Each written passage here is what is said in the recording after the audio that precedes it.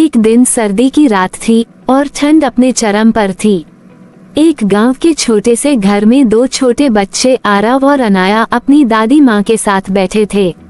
बाहर बर्फ गिर रही थी और घर के अंदर गर्म अग्नि के सामने दादी माँ एक पुरानी कहानी सुना रही थी। बच्चों, क्या तुम जानते हो कि स्नो क्वीन का एक अनमोल उपहार होता है जो सिर्फ सच्चे दिल वाले को मिलता है? दादी माँ ने अपने कान पकड़ते हुए कहा। आरव और अनाया ने अपनी आंखों में चमक ली और बोला, दादी माँ, हमें वो कहानी सुनाएं। दादी माँ ने अपनी आवाज को धीरे से मधुर बनाते हुए कहानी शुरू की।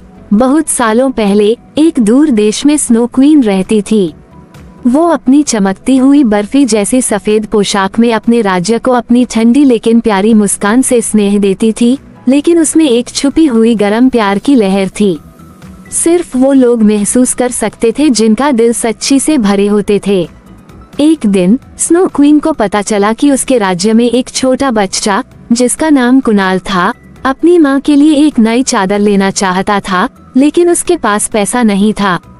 कुणाल के पास बस एक पुरानी स्वेटर थी जो उसकी माँ ने उसके लिए बनाई थी। अगर मैं अपनी माँ के लिए नई चादर नहीं ला सकता तो कम से कम अपनी स्वेटर ही दूंगा ताकि उन्हें ठंड ना लगे। वो रात सर्दियों की सबसे ठंडी रात थी। कुणाल ने अपनी पुरानी स्वेटर को अपनी माँ के ऊपर उड़ा दिया और खुद पतली सी चादर में लिपट कर सो गया। उसकी माँ को इस बात का पता नहीं चला, लेकिन स्नो क्वीन सब देख रही थी।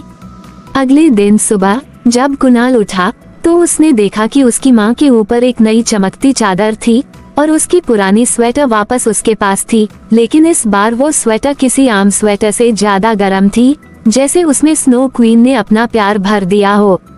कुणाल के दिल में गर्म प्यार का एहसास हुआ और उसने समझा कि सच्ची कुर्बानी और प्यार का सिलसिला कभी खत्म नहीं होता।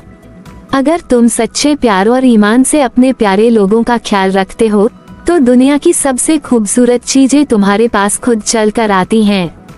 कहानी का सार, सच्चे दिल और प्यार से की गई कुर्बानी कभी व्यर्थ नहीं जाती। जिंदगी में सबसे बड़ी दौलत वो होती है जो हम अपने प्यारों के लिए करते हैं।